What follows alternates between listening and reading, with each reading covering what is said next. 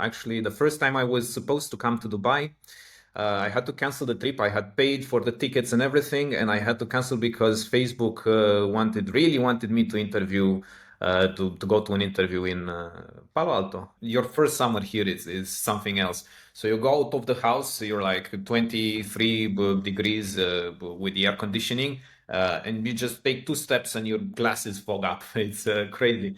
How does your salary as a software developer in Dubai compare to your salary in London? You pay absolutely zero income taxes. Whatever money you make from your employer, it's yours. Can you have a beer in public? How long are you living in Dubai now? I moved 1st of December 2023, so that's a year and a half now. Um, it's my second summer, so that's kind of what you need to count here. It gets really rough during the summer. So yeah, So the surviving. winters is what you look for when you live in Dubai. Yeah, man. So in the winter is really nice. You can go outside. You can go to the beach. Restaurants stay open late. You have outside dining and that sort of stuff. You can walk through the marina. You can walk on the Blue Water Island. It's a lot of things to do. So moving to Dubai seems in many ways like a really big step to take in your life, like different culture, different weather, being quite far from home, or what you called home before. So I wonder, what was the main incentive to go there? Well, for me, it was all about the lack of income taxes. I'll be honest. Might sound a bit greedy, but it's a great thing. You pay absolutely zero income taxes. Whatever money you make from your employer, it's yours. And also, sales taxes are really low. And previously, before this, I was living in London, and in London, taxes are no joke. And it's kind of hard to make ends meet despite a big gross salary. After the taxes and after the huge costs of living, you don't end up with anything in your bank account. And so I figured that while both me and the wife can still do well in the marketplace, now's the time, basically you double your net income when you come here, at least. So which other international stations did you have before moving to Dubai? So before this, I lived for 8 years in London. I also got the citizenship there, so I might come back actually at some point. But yeah, I have that experience. I loved living in the UK. Definitely, I would recommend that. The tax system, though, it's quite difficult. So there is what's called the tax trap, which is, I think, between 100K and 130,000 pounds per year. So if you're in that particular place, your marginal tax rate is ridiculously high. It's, I think, above 50%. So for every pound more that you make, you pay the state more than 50p. So at that point, it's really bad. Once you go above 130 or 1030, I think it goes down a little bit. But it's absolutely ridiculous. You work and also the cost of living in there in central London is really bad. So for example, I was taking the kid to nursery. He was born there, and it's costing me like 2,500 pounds per month. Um, this comes after I pay taxes on that money, so it's a ridiculous amount. In here, it's actually the quality of the nursery is better, and it's actually cheaper. So there are things that just make sense financially speaking. How do you think does London and Dubai compare in terms of income? So I think the main difference is probably the lack of tax in Dubai. So how in terms of base salary, if you compare it, do you actually make more in London, and then the tax is what makes the difference?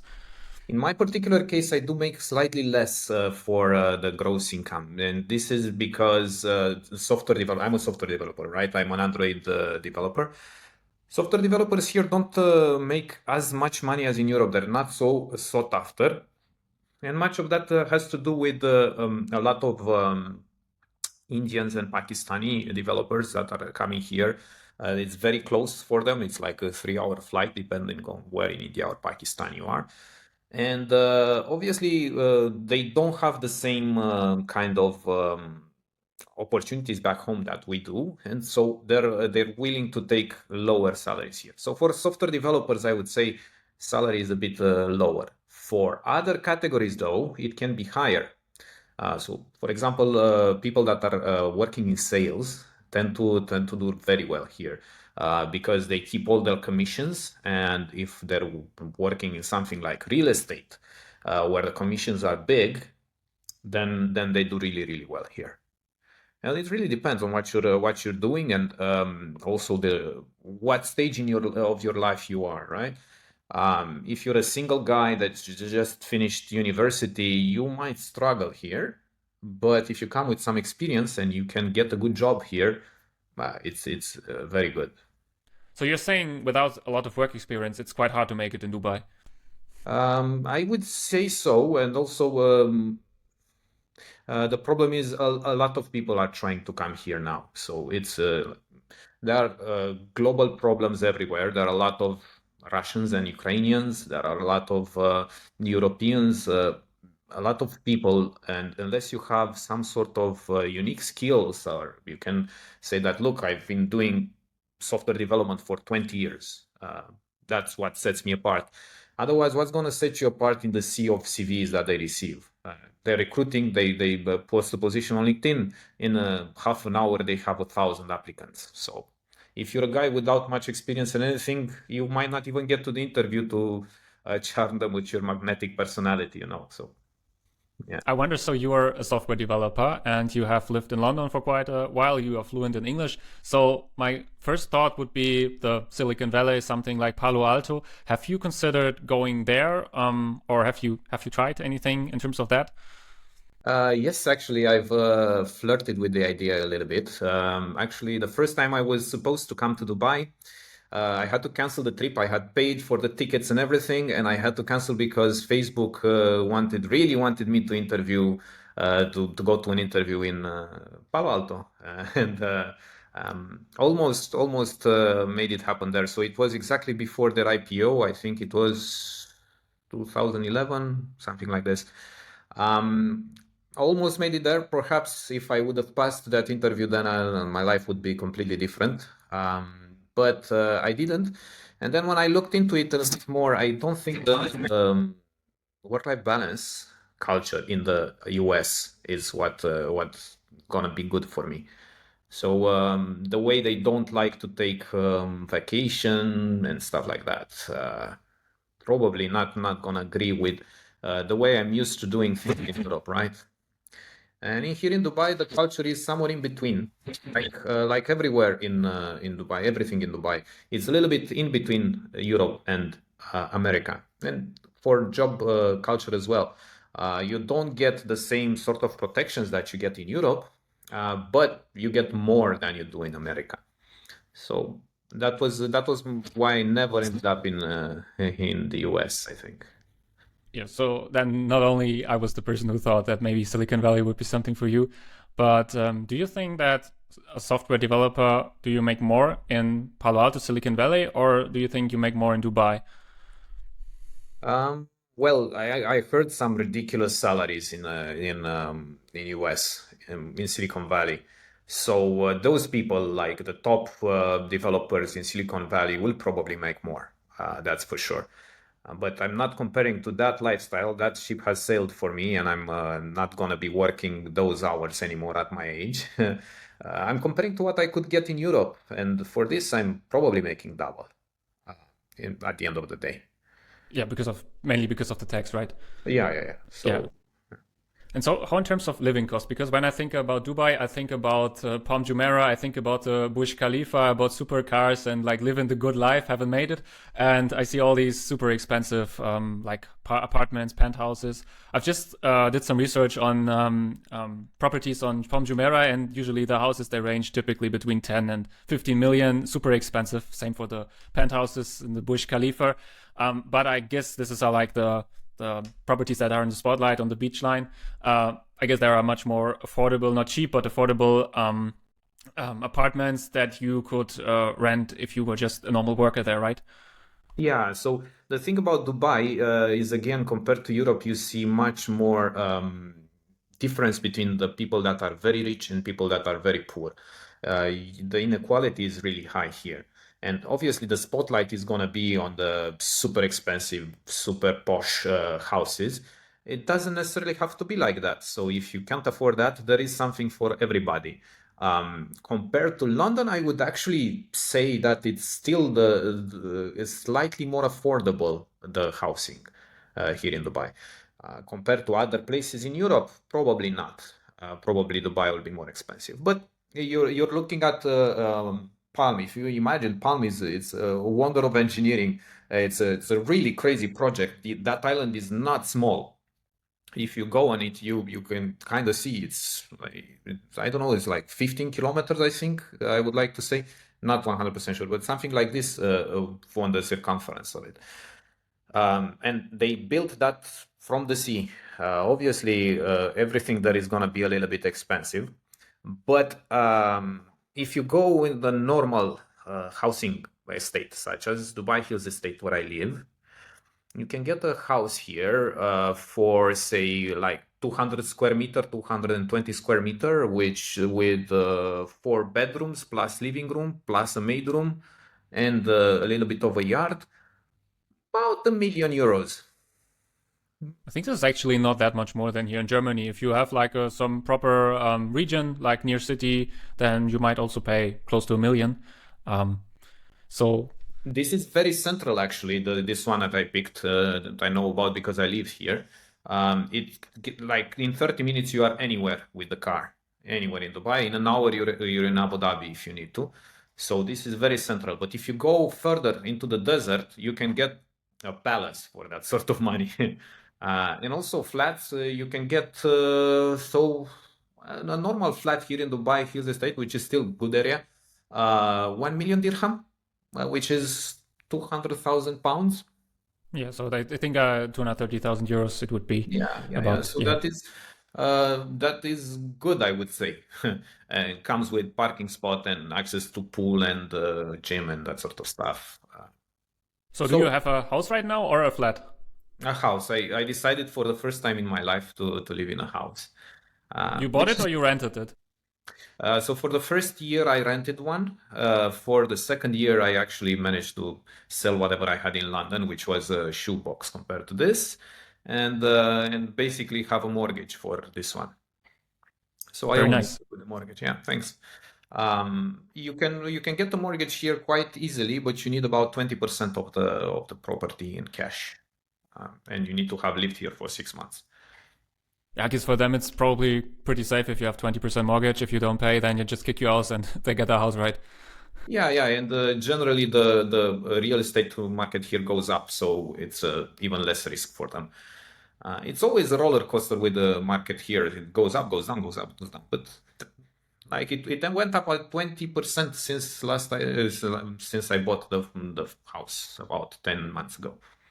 So uh, I'm actually quite surprised that you can get a really nice house for 1 million or maybe even slightly less. And then you pay like these 10, 15 million just to live on the Palm where you have kind of the same house. So it's like, I guess a lot about prestige because I've seen that people pay for all sorts of status symbols like license plates. I don't know. Is it Dubai with these numbers on the license plate or am I mixing that up with some other country? yeah, here in It's Dubai. Dubai, so the license plates that have a single digit or 2 digits are very expensive, and you can buy and sell them. And in fact, people actually try to make investments with them. They buy and they keep them for a while, hoping that they'll increase in value. So there is a lot of glitz and a lot of this sort of stuff. Big cars, gas guzzling cars, Lamborghinis, Rolls Royce. You go pick up the kid from the nursery and you get blocked by a Rolls Royce. That's kind of how it is. Um, so yeah, a lot of people because a lot of people come here when they have money because they can get these huge mansions and they can get help easily. So people around the house, if you have a mansion, you're not gonna vacuum clean it and wash the floors yourself. You need hired help, and in here it's very easy to get maids, drivers, whatever you need. Even we have a maid that lives with us here and helps with the baby and helps clean the house. It's just the way things work here. So you have your father since 2 years, 3 years? Yeah. My kid is like 3.5 years, so 3 years and a half. Yeah. Is your wife staying at home with the kids or is she also working? She's working. That's the secret sauce to actually affording all of this stuff that we're talking about. If you are a couple that both work, and yeah, it's much better as you can imagine. Is she also working in sort of the same area as you? No, she's a advertising manager at Amazon. She's not a techie. So yeah, completely different field and completely different experience for her in the job market when she was looking for a job. So she's working remote and Yeah. And for however long that's still gonna be allowed because Amazon is kind of frowning on this. Um, but yeah, the difficulty here, honestly, in Dubai is finding a job. So once you find a job, you're good. Um, in any field. So I recently changed my job as well, and it was quite difficult to find something else. First of all, your visa is tied to your employer until you get what's called a golden visa as an investor. So you are allowed to stay for as long as you have a job. This is part of how UAE works. That's why they have zero unemployment and zero homeless people. Uh, I guess that's a quite big incentive if you get kicked out if you don't have a job, right? So, but so even if you bought a house there and you can pay for everything, like you not so in Germany we have people coming to Germany and then they get paid 1,000 euros, 1,500 euros to pay all their bills. Even though if you were completely independent, you could pay all your bills. If you lose your job, you would still have to leave. Now, there is no social security here. So that's, again, part of what I was saying is you don't get the same protections as in Europe. The idea here is you come, you work, you make some money, you go back home and, purchase a house or a farm, whatever you do with that money. That's kind of how it goes. But if you manage to accrue enough wealth, there are something like an indefinite leave to remain. So what in Europe it would be called an ILR, an indefinite leave to remain. Here it's called a golden visa. That it's good for 10 years. So you can stay for 10 years. And after 10 years, you can apply for another golden visa if you meet the conditions. So for example, if you invest in real estate and you have a real estate investment of over 2 million dirham, you can basically live here however long you can afford. But Does your keep own house count? So your house is probably over 2 million dirham, which would be, I think, 460,000 euros. That means you have this golden visa? So the house does count, but only the part that she's not mortgaged. Yeah, So I if see. So your 20% on it. mortgage is probably a bit lower than 460,000 euros. Yeah. But if you have a salary of over 40,000 dirham, I think it's now, you can apply for golden visa under that category. And so every 10 years, they would check that your salary is still over 10,000 and you could basically stay indefinitely.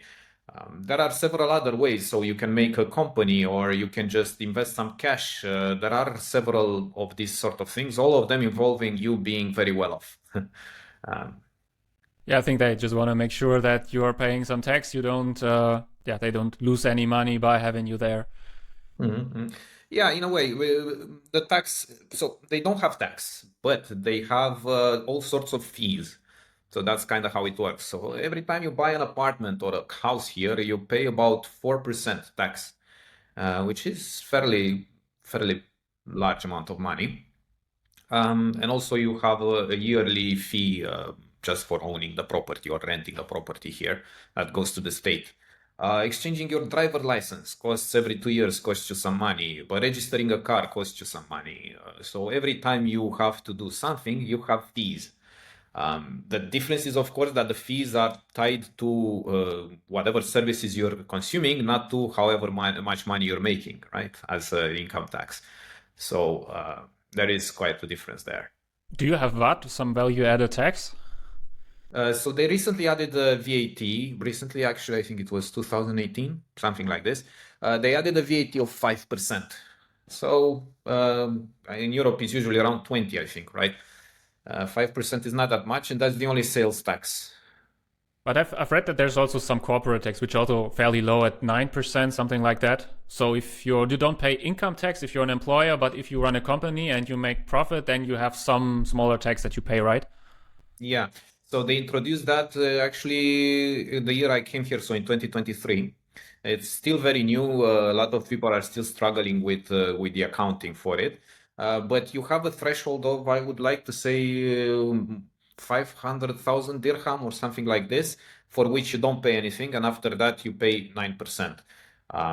And that's still, it does not apply to everything. So a lot of things are exempt. So I think that if you're just working, you derive your income from outside of the country, you don't actually count, you don't get taxed.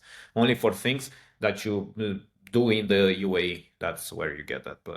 But I'm not an expert. I don't have my limited company here. I did have one in London. I work as a contractor there. I would employ myself. But in here, I just a regular employee. I don't know much details. So I've seen there are these mega projects. One is Pom Jumeirah, and I actually looked it up. It was, I think, just over 10 billion euros in cost, which I think is quite interesting. So in Germany we have these infrastructure projects which are famous because they take an eternity and they never get finished and they get ever more expensive and then they're on the meteor. And like 10 billion is the average school renovation in Germany. But it's like we had, for example, this Stuttgart 21. It was basically just an underground train station and actually cost 11 billion now. And then we had this airport next to Berlin, which also took an eternity, and it's 7 billion.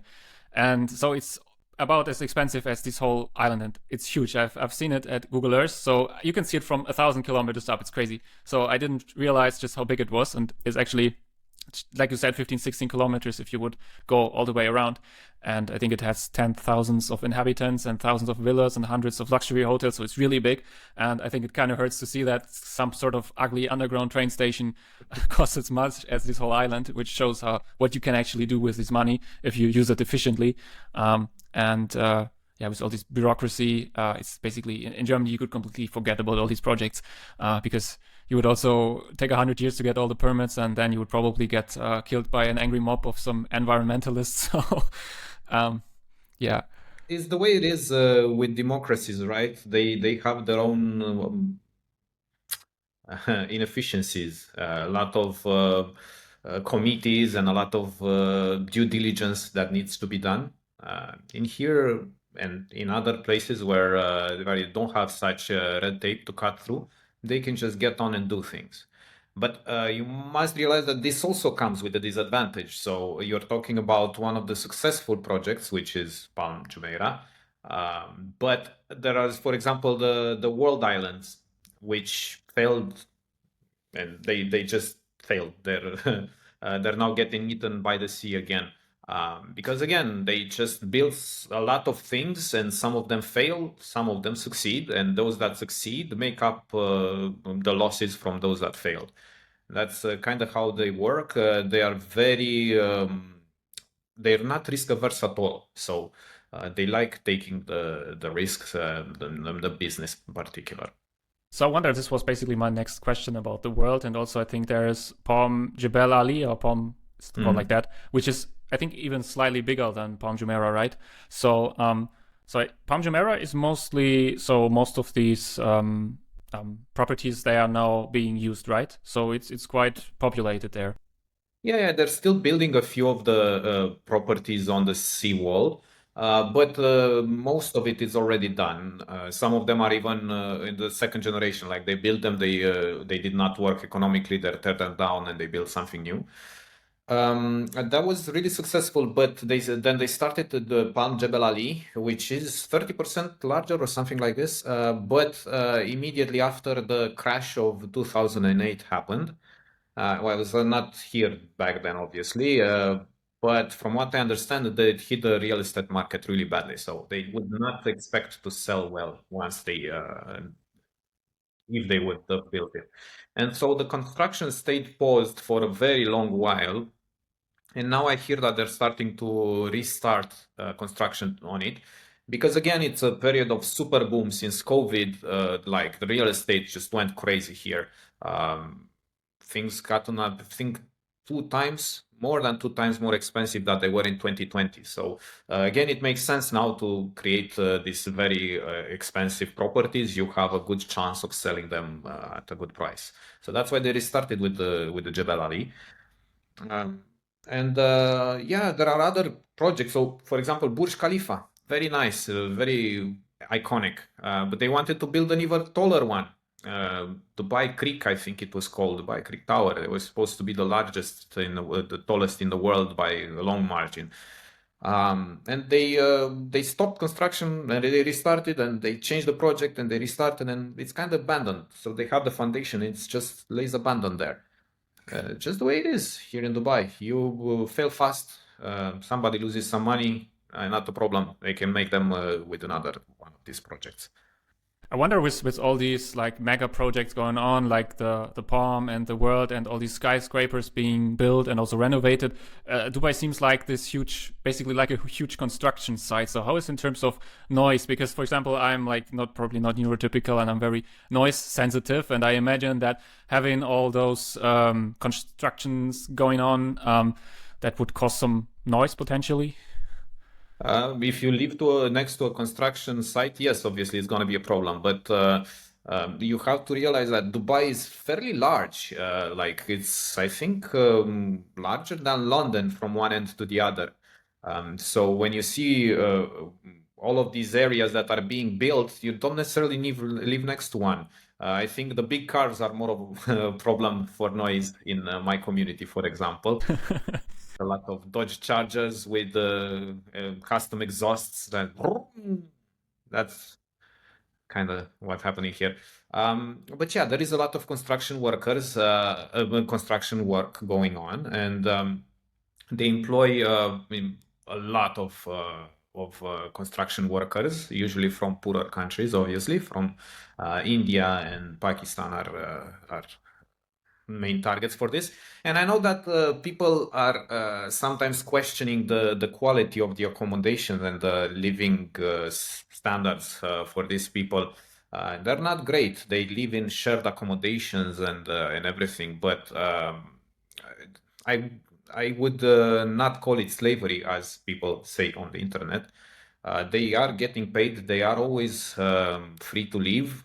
Um, so as part of the visa, they are the employer has to give them tickets home once a year, and so at the very least at that time they can just go and not come back if they don't like it. But the reality is that for them back home is probably going to be worse. The living conditions at home are worse, so they prefer to live in these conditions here. It's obviously not ideal, but nobody is forcing them, and they are getting paid. I'm pretty sure that's how it works. I never heard stories of not getting paid. In fact, the government here does not take kindly to any sort of companies abusing their power towards other. They have like phone numbers that you can call for assistance, and everybody has phones nowadays. You hear cases where fines were given and stuff like that. So yes, they have a lot of migrant workers. Some of them not paid very well. Some of them living in this sort of shared accommodations. Um, but it is what it is. Like I said, a lot of inequality. And this is the secret to how Dubai managed to grow so fast in the past like 30 years or so. Cheap labor, honestly. This is in part also because of the lack of taxes. You can pay the worker a fairly low amount of money, and that's still going to be more than they make back home. And also with the good policies for attracting immigrants and making sure that they're treated fairly and that they leave at the end of their stay. So, yeah. I think we have talked a lot about the social, like the financial aspects of Dubai. So how about the social life? Because I suppose if I would go to another country, then you're leaving most, of course, you friendships might stay, but they are very far away. So you are basically you have to build a completely new bubble of friends. I mean, you brought your family with you, which surely helps a lot. So you're not really that dependent if you have your wife and your kids there and can spend time with them. But I wonder then, Dubai is probably a city where it's a lot about money and making business together and networking and this sort of stuff. And I remember I was a few years ago, I was actually also on these kind of networking events and this sort of bubbles where it was like making business together. And I was thought like, oh, then we can talk about fancy business strategies and learn from each other and talk about books and how to get 5% more out of Google Ads. And in the end, it was always people who try to sell you something, or they run some Ponzi scheme and they want you to work for them. So to be honest, I never made any sort of lasting relationships from these kind of business related networking events. So I wonder, how is this in Dubai? How easily do you find new people who are actually on this like friend and not on the business side? Again, as you said, I'm coming here with my family, and that kind of limits the amount of people I can meet and need to meet. I can talk of what other people are saying though about this. They're saying that this is generally a problem. So having relationships, either romantic or just for friendship, it gets very difficult. Not necessarily because the networking aspect of it, but a lot of people are here just for a year or two. Now, I settled here, but most people just come either with a target amount of money in mind or with a target number of years to stay here, and then they go home or they go to the next place they want to immigrate to. And so it's kind of hard to have long, meaningful relationships like that. There is a lot of clubbing going on. There are a lot of clubs. I can't speak about them. I've never been to one in here in Dubai. There are also dating apps, like these are like kind of everywhere, and your mileage may vary with that. Statistics show that there are a lot more men than women here, as you might expect, since it's like 90% immigrants. Um, but you can date, you can find friends, you can basically go and do something like your hobby. So and they do like sports a lot here. So all the people here, all not all, many of the people here though are very fit. They are doing some sort of sport or activity. They like football. They like cars a lot, motorsport. There is opportunities to do a lot of racing here. Cycling, personally, I do some cycling in the winter. They have the longest cycling lane, isolated cycling lane in the world, 180 kilometers in the desert.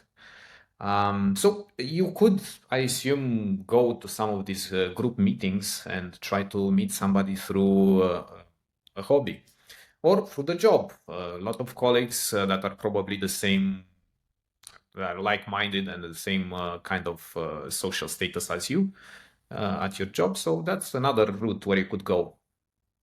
Still not as easy as it is in Europe, I would say, or in another place where people just are there for the long term. You just mentioned sports. So personally, I'm a big fan of outdoor sports like cycling, also did running and obviously swimming, which is probably you can do it quite well. So how in terms of the temperature, because I guess like it is extremely hot in the summer, then you're also quite close to the equator because so the sun is coming almost vertically in the summer. And then I've also heard people really complaining about the humidity there, so that it's really humid. And it surprised me a bit because, like, when you see these images, then it looks like it looks like paradise. But on these images, you don't realize how hot it actually is, right? So it's really hot, and then it's also really humid, right? Man, it's hot and humid. So starting in about July, August, September, your first summer here is something else. So you go out of the house, you're like 23 degrees with the air conditioning, and you just take two steps and your glasses fog up. It's crazy, and your clothes get wet, but not because of the sweat. It just condenses on your body. It's quite unpleasant. Depends on how good you are with heat and with humidity, but I would say 3 months of the year it's unpleasant. And if you want to do sports during that time, for example, a lot of people are doing cycling during the night. It's perfectly safe here to go out at any hour. Even single women can just go out and walk anywhere at 2 a.m., 3 a.m. Nothing's gonna happen. And so people sometimes, if they are early birds, they wake up at 5 a.m. put the car in put the bicycle in the back of the car, go in the desert, do a loop, and then they come back. You have facilities at the beginning of the cycling lane, so you can take a shower, change into work clothes, and then proceed to go to work directly from there. So that's something that people do. As you said, swimming, you can do all the apartments or the apartment building and all the houses have communal pools that you can just go anytime you want. They also have gyms, not very well equipped, the free gyms, but if you just want to do some lifting or some running on a treadmill, you can always do that with air conditioning and everything. Football, like there are a lot of, you can even do skiing. I guess you know about the indoor skiing stuff in Mall of the Emirates. No, it's actually new to me, so I would not have associated skiing with Dubai.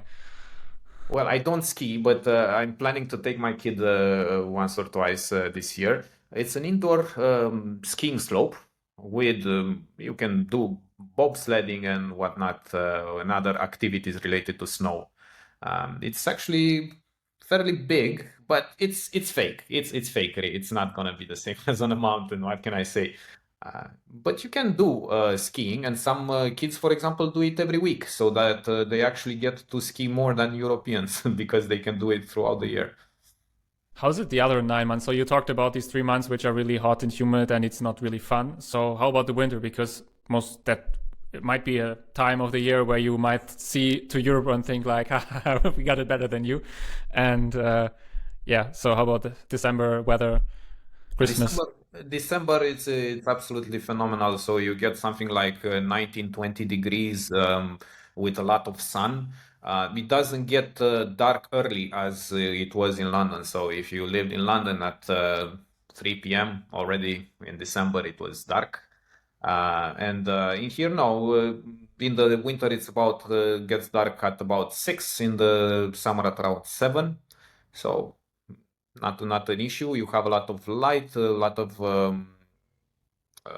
time to go out and enjoy.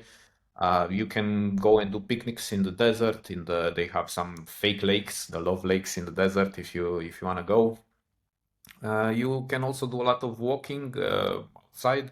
Some of these, like Dubai Hills Estate, has a lot of parks and green areas where you can just walk outside. It's quite nice.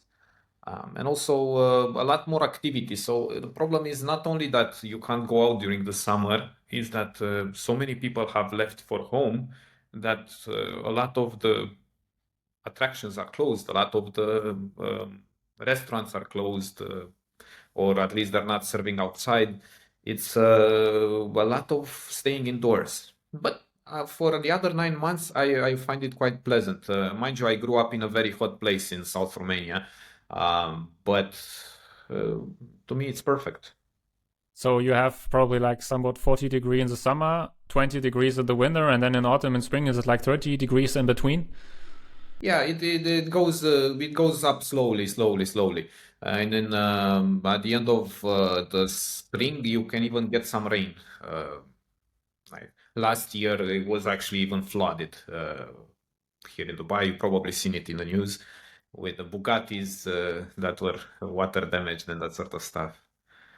I wonder if we talk about the weather, would you trade Dubai weather for Romanian weather? So if you had the choice to pull the weather you grow up with, if you could it in Dubai instead? That's a tough one. I think I would prefer it. So there are a few months of misery in Romania where it gets very muddy and temperatures are around 0 degrees. But I would still do that, except compared to this 48 degrees like we had a couple of weeks ago, and humid. So yeah, it's the weather is not the high point here. So it's one of the things you have to make peace with if you're thinking of going here. Also, as a tourist, I wouldn't recommend coming in August. Just don't. That's If I will ever visit you, I will come some Christmas around Christmas or January. It's noted. Sure, So- but everything is about 3 times more expensive than in August. I see. Yeah. So, is there a time where the weather is good and it's not super expensive? So, some like sweet spot. Again, depends on your how much you tolerate the heat. Actually, what I would recommend is to come during Ramadan, which, in case for those that don't know, it's basically a holiday, a 1 month long period every year where Muslims are not allowed to eat during the day. Uh, so they generally have a lot of time off and a lot of festivities. For example, every evening as the sun goes down, they have what's called an iftar, which is like a big meal. Obviously, after they haven't eaten for 12 hours, they're now allowed to eat, and everybody just goes out and has this huge meals. They go and visit each other and have these meals, and it's really nice. For whatever reason, people don't come often during that time because traditionally restaurants were closed and that sort of stuff, but that's no longer the case. And so traffic, like tourist traffic, will be lower, and prices will probably be a little bit better during that time. So it varies. It's not in the same time of the year. I think next one will be March, I'd like to say. Google will set you up. So it changes every year. It's a little bit different. So Dubai is a Muslim country, and Islam has some tendencies to put restrictions on the more sinful side of life. So how in terms of freedom? So how about drinking? Can you have a beer in public? Yes, but in particular places. So you can't go in a park and with an open container. You will get arrested. So don't do that. But then again, you can't do that theoretically in America anyway. So even though it's permitted in Europe, Europe is a little bit of an exception in that respect. So Dubai has this reputation of being a very strict Muslim country, and that might have been true about 20 years ago. But there is a clear direction of making things much more liberal. So nowadays you can pretty much do whatever within reason, of course, and not have problems. The only things that really are illegal and you wouldn't expect is gambling, for example. No form of gambling. Um, but otherwise, for alcohol, you can consume alcohol either in your home, you can go and buy it, not from the supermarket. There are special shops where you can go and buy it, or at licensed restaurants, which they're not all of them. I think I would say about a third of them have the license. And the price is similar to central London. So not cheap, but not particularly expensive. So, for example, for Negroni cocktail that I like to drink, I would pay about 65 at a nice restaurant. So 65 is 11, 12 pounds, which is not unheard of for a cocktail in central London. So it's not particularly expensive. And the beer at the special shop, small beer is like 20 dirham. That's a little bit more expensive, like 4 pounds. It's a little bit more expensive than the beer at a small beer at a supermarket in London. But unless you are a very heavy drinker, it's not going to matter. So you can do that, and there are obviously clubs where a lot of alcohol gets consumed. You'd better not be drunk in public and start trouble outside of the club, that sort of stuff, because again, you're gonna get arrested. um, and that's for better or worse. You don't see drunk drivers, you don't see drunk people causing issues. That with pluses and minuses. So if you're a woman, I guess you don't have to cover your hair with a hijab or anything like in Saudi Arabia. No, no, no. If you go in a mosque, but that's a different thing. If you go in a mosque, you're expected to dress a little bit more traditionally. And also, I think Abu Dhabi is a little bit more. It's a little bit more traditional than Dubai. So, for example, we had a female friend come over, and we went to SeaWorld in Abu Dhabi, and she was having like exposed shoulders, not even anything crazy. But they asked her to put a jacket on at SeaWorld because it's a place where there are kids. That's you have to be understanding of the local cultures and things like that. But those things are quite rare, and I have not seen it in Dubai. In fact, I've seen tourists dress quite quite inappropriately, and nobody says anything. But it seems like a rather nice place to actually raise kids because, like, you don't have the drug dealer around the corner who's selling your kids something, and drinking alcohol is pretty much discouraged. Let's say it like that. Gambling is not there. Prostitution, I guess you won't see like any strip club or anything. It's quite nice for kids. And also the education that you can offer them, I think, is quite good. Obviously, since you're not paying taxes, you cannot expect free schooling, so you have to pay for the school. But the prices are fairly reasonable, and the schools are really good. So they invite international organizations such as PISA to do regular oversight of their schools, and they grade them and everything. And I think it's like number 15 school, the average of the private schools in London are number 15 in the world, so which is, I would say, quite high. They are, for example, higher than public schools in the UK. So I guess the language is English in these schools. yeah, so in broken English is the international language, the official language of Dubai. But the schools, you would pick which kind of curricula you want to study. So you can study American curricula, you can study British curricula, you can study Indian, French. There are international like IB. And usually they strive to bring teachers from that particular country. So if you take your kid to a British school, they will probably be taught by British, like native British people that they bring there to teach the kids. And the curricula would be a copy of the British curricula, and they will have more teachers per students or less students per teacher than in the public schools in the UK, because they just couldn't afford to pay that many. So it's basically a replica of the education you get, but like in a better version with more teachers for the students and more like individual, more time for each student, right? That's kind of how it works, and you get to pick whatever you want to study, of course, and how academically inclined the school is, or how creative the way they do it. It's nice. I studied it obviously for my kid because he needs to start something soon. So yeah, but I was pleasantly surprised about the quality of the schooling here. I wonder, so do you raise your kids in English because you come from Romania, you had some English background, and then there might be some Arabic there, right? So is English the main language, or do you choose like a bilingual approach? Well, we were hoping for a bilingual approach, but the kid just prefers to speak in English. It's just easier. It's easier. He understands us when we're talking Romanian, but the moment we took him to nursery, which was quite early because we're both working, the moment we took him to nursery, he just picked up on English because the teachers were speaking English.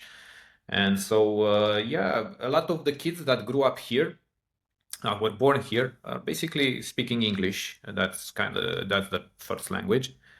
It's a bit weird because they will never be able to get citizenship. They will never be UAE citizens, but they never lived anywhere else.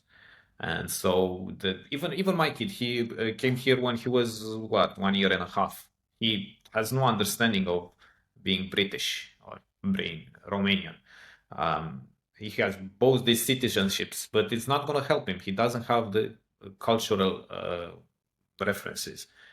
That is a problem when you're trying to raise the kid here. He will grow up to be, I don't know, expat. He will not have a proper national identity, I think.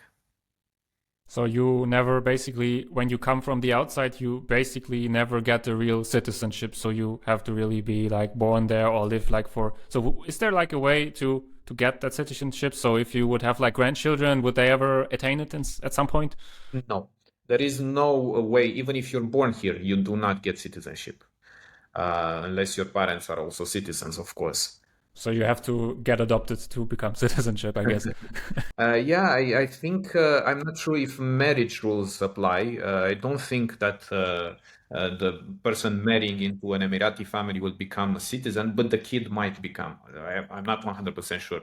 But anyway, for us expats, there is no way except if somebody in the royal family offers you citizenship for exceptional services to the royal family or that sort of stuff, which I think happened for like 4 times since you existed. So basically, there is no chance now. Better start early, doing some favors. Yeah, Yeah, so so it's not gonna happen. That's kind of how it is, and I think in the whole of UAE, it's like 10% are Emirati citizens. All of the other people are immigrants. I have a friend, he lived a couple of years in Qatar, and he said that it was basically the same there. So there are like 300,000 Qataris, and then there are these 3,000 immigrants from workers that are coming from other countries, and they also will never attain the citizenship. But then on the other hand, because there are so few people who are actually have the citizenship, they sometimes they have tremendous privileges. So I think in Qatar, I've heard it then when you marriage there, then you actually get gifted a house or something, or like an area where you can, a ground where you can build a house. Are there any sort of privileges? So do you feel like it's really this two-class society between people who have the citizenship and without? There definitely is, although I personally did not encounter any such situations. You can see it. For example, if you go and get an internet subscription from one of the providers, they have special packages for citizens that are much cheaper. I'm sure there are much bigger things that at play here. I think that Emirati gets a lot of preferential treatment in many situations, but we don't really talk about it. We're guests here. I'm not gonna go criticizing the way they did it. They did an amazing thing. They started in 1960. They were a fishing village, literally a fishing village, and now they are where they are. So whatever they did well. Obviously, the fact that they're not giving citizenship has to do with political control, I imagine, right? If you're not a citizen, you don't care really what goes on with politics. And if you offer privileges to the citizens, then the citizens will be happy. So everybody's happy. So why change anything, right? Um, so this is a different way of thinking about things. I think this will be quite sensitive for people coming from established democracies like the US or Europe. Um, but if it ain't broken, don't fix it. It's I, I quite like the way they do things here, and I don't really care that they're not a democracy. So that's that. So you really plan on staying there? So if I would ask you like the typical question, where do you see yourself in 20 years? It would be in Dubai, right? So I'm definitely considering staying here for a long while, probably until the kid goes to university at least. If we can find jobs and keep jobs for that long, we're definitely there. But when you're old, it becomes a problem because again, you're not paying taxes. You can't expect free medical services. So while you are employed and you are young, the employer pays for your medical insurance. When you're So you older, basically have health insurance. the health insurance, everything is covered by the employer. If you're not employed, for example, if you get the golden visa, yes, you can stay there as long as you have the visa, but you have to ensure that you have medical insurance. And that can get really expensive, particularly when you're old, because when you're old, you're going to need more medical services. So the medical insurance is more expensive. So that's why not a lot of old people choose to live here. Maybe if you're so rich that it just doesn't matter to you, you can do whatever. But if you're not gonna get there, you're better off retiring somewhere sunny and with a bit of medical support. I don't know. At least where somewhere where you can afford it, or you have some help with it. How's the medical system in terms of quality compared to Germany or Romania or Great Britain? So is it like better, worse, equal? So first of all, there's not an equal sign between the medical system in Germany and the UK. The medical system in the UK is incredibly bad. I'm sorry for people that are working in there. The people are great. the system itself and the funding is absolutely ridiculous. It's so bad. You have a better chance of seeing a unicorn than seeing a doctor. It's horrible. So whereas here, obviously, it's private.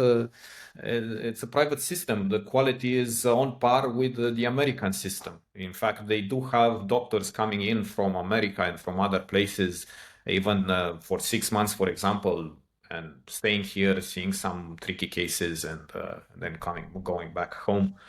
The medical is very good, and you have access to, say, an MRI. You need an MRI, you can get it in one day. In London, for if something is not like you're not actively dying, you can wait for 3 years to get an MRI. Honestly, ridiculous. So you're So living for 1.5 years there now. So I guess when you come to Dubai for 2-3 weeks, you have this long bucket list of things that you need to see, like Burj Khalifa and these islands and some fancy skyscrapers and cars and maybe some Ferrari museum. But like humans, we tend to get used to everything at some point. So when you pass for the 1000th time at the Burj Khalifa on your day to work, it's somehow at some point it's nothing special really anymore. So I wonder if you live there permanently, what turn out to be your favorite places to be and your favorite activities? honestly, I have a few good restaurants that I like to go.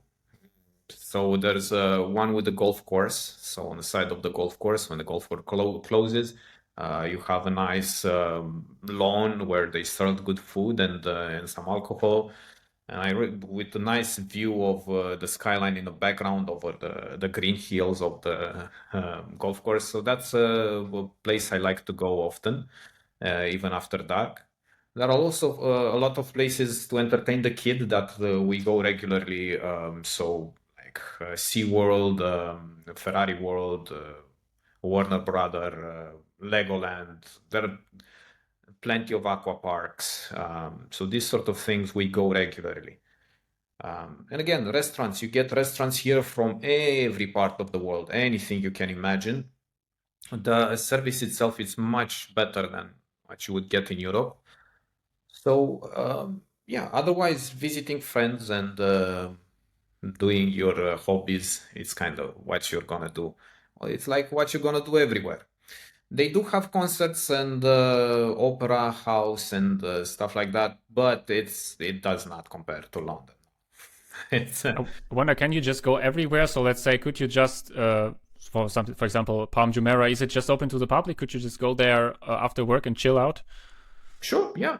They have several areas. Some of them are gated. So, for example, the fronts, which are the uh, semicircular fronts of the palm, are closed to the general public because there are the villas there. So there's closed off neighborhood. But the trunk itself, for example, is the Golden Mile. It's a bit of a park. They have a mall. They have a place where you can go up to the 50th floor and look at the whole palm from there. Definitely. At the top of the trunk, that's an area called the Point, which is now being renovated. But before it was renovated, it was one of my favorite places in Dubai, with outside restaurants and everything. And then you can also go on the seawall. They have a place where you can walk or bike. Yeah, not much to see on that part because on one side it's the sea, on the other one is hotels. So, but you can go, sure, yeah, not a problem. And also other pedestrian areas such as the one in the marina, the one in JBR, in Blue Waters, and downtown around the fountains and the Burj Khalifa. There are places where you can go like that. Otherwise, visiting friends, whatever it is you do back home as well. When I see these islands, they always seem like really flat, like 1 meter above sea level. So I wonder, do you never have any kind of big waves or high waters? Because it seems like if there would be like one big wave, then all of that would be just flooded over at some point. It all seems so flat. So the weather is generally quite calm here due to being at the tropics. But the actual palm is protected by a seawall, which is higher. So this is the reason why there's the palm in between, which is like really low above sea level. I've seen these villas which are like 10 meters away from the sea, but then you have this big ring around which has like like 5-6 meter high stone walls to shut the waves off. Mm-hmm. But in general, that's a gulf over there anyway, so it's not like it's exposed to the high ocean waves anyway. So, and inside after the seawall, it's calm like in a port, like in a marina, right? You have even some hotels over there. I've stayed at one when I was a tourist here. It's really nice, but the water is really boring. It doesn't do anything. It's um, you can get a kayak over there, by the way, if you're coming and you're interested in that sort of stuff. There are beaches where you can go, and for 200 dirham you can stay there all day and have some food included. And those places also rent kayaks. You can get a kayak and just look at the villas. Depends on how fit you are, how much you can do it. You can basically boat around the whole thing if you're up to that, if you're that good of a, if you're in good shape and everything. I think we haven't talked about it. Like Dubai is not a country, right? No, not exactly. United Arab Emirates is the country. It's a federal country, kind of like America in a way, right? They have a federal government and they have these emirates, seven emirates, that are pretty much independent. Dubai is one of these emirates. It's not actually the largest. Abu Dhabi is the largest. And so they have some federal laws, but mostly they have a lot of independence related to anything related to taxes, laws, whatever, what have you. Um, the rulers of these seven countries are basically seven emirates, sorry, are basically monarchs. They pass down through the family, and they are the guys that run the federal government as well. So the ruler of Abu Dhabi is the most important person, is the president of the federal committee government. I don't know exactly the name of the government organization, but he's the president. And the Dubai ruler is second in command, as it were, is the prime minister. And yeah, all the other five ruling families have some roles in this government, and they decide together for the entire UAE, things such as foreign policy and things like that. But then inside each emirate, they pretty much have absolute power. I'm not entirely sure if it's technically absolute power. Maybe there is some limit to their powers, but in practice, it, they pretty much have all the power. I have noticed that you live kind of in a Formula One hotspot. You just mentioned Abu Dhabi, which is not far away. So UAE is actually not that big. It's, I think, just over 80,000 square kilometers, which would be the same size as Austria or half the size of Florida. So the distance is probably not that big. So did you already go to the Abu Dhabi Grand Prix? I did not. I could not go last year, but I want to go this year. It's basically an hour away from where I live. It's in the area called Yas Marina in Abu Dhabi, which includes the track and also a lot of other attractions that I already mentioned, such as SeaWorld and Ferrari World and that sort of stuff, Warner Brother. So you can easily go there. And there's also another Dubai Autodrome, which is I think it's good enough for Formula One, so it has the same sort of qualifications. So if ever they decide to move the UAE race from Abu Dhabi, they could do it in Dubai as well. So you have a lot of this sort of stuff, and I think there's Qatar that is nearby, and I think Singapore also, right? sorry, No, Singapore is a bit far away, I but know, I mixed it. So Malaysia? No, I'm mixing it. There's like a third Grand Prix. I just there's a third one in the area. Google will set you up, but yeah, all of these countries, the GCC, the Gulf countries, are really passionate about racing. it's And Bahrain. I just looked it up. Bahrain, yeah. they're all quite into racing and sim racing as well. So you will see a lot of people into that. And all of these racetracks, you can go there and rent a car or rent even a Formula One car. They actually say it's not just a Formula 4 car or whatever. It's an old Formula One car that you can drive at the Dubai Autodrome. So yeah, if you're passionate, this is definitely a good place to be. And it's also very easy to get cars with big engines. You don't pay any punitive tax on that, on the size of the engine, as you do in Europe. So you can get whatever car you can afford. You can drive it. Definitely a V8 Mustang is. So you can finally annoy your neighbors back with some huge, loud exhaust pipes. Are you into motorsports? Honestly, not that much. Used to follow F1 back in the Schumacher and Hakkinen era, but I didn't follow it that much. I'm planning to get back in there and watch it. You have pubs here that are streaming the Formula One races. It's a nice atmosphere when it happens, but I haven't followed recently, honestly. So, but you're playing GPRO quite successfully recently. 49 points and quite comfortable gap in Masters 3. So to finish the podcast with GPRO, what are your plans for this and next season? Well, it would be my fourth time in Elite, so this time I'm planning to try and stay. I always either retired immediately after I got there or just went for the PP relegation. So this time I'm hoping to experience the real deal and maybe try to see if I can make a buck over there. That would be my goal if I can make it happen to be economically feasible in Elite. I would call it a success. I remember, I think I relegated 4 times before I actually retained. So I remember the first time I picked non-PP rallies in Elite, Roland Postel asked me if I finally gonna stay for supper. So I guess you're trying to stay for supper. I am. See how that goes. Like I said, my job is quite busy right now. So if I need to spend a lot of time on GPRO, it's probably not gonna happen. We'll see. Just send a Also- holiday.